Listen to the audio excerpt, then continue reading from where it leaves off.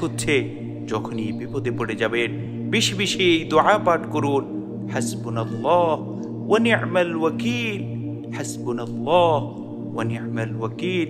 আল্লাহ আমার জন্য যথেষ্ট এবং তিনি উত্তম সাহায্যকারী। সুবহানাল্লাহ সুবহানাল্লাহি ওয়া বিহামদিহি সুবহানাল্লাহিল আযীম।